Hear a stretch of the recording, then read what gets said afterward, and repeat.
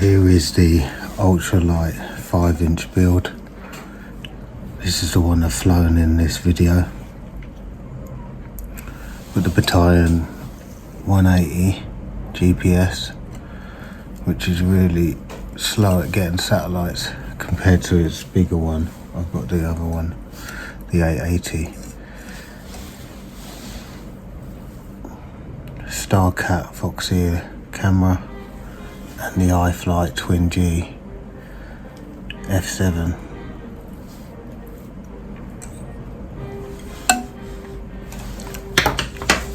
And I've been using the naked GoPro Hero 8.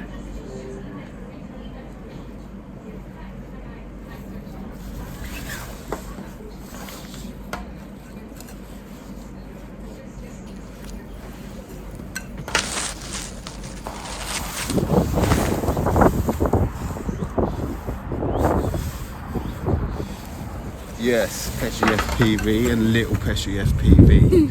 Had a sneaky after school rip testing the micro long range. Again, finally we got GPS and we got to fly and it all worked well. Tested, returned to home.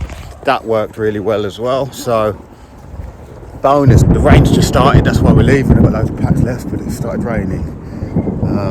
So I think I'll come back here with the pusher and the naked GoPro as well and hit some of these crazy little tree gap bits. All in all, good. Flies really nice. I really like that that build. Looking forward to testing that with some Lion packs to get some real flight time.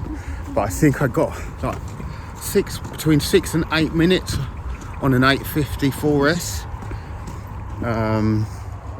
which I was pretty impressed with. Really, that's an R-line tattoo. So yeah, impressive stuff.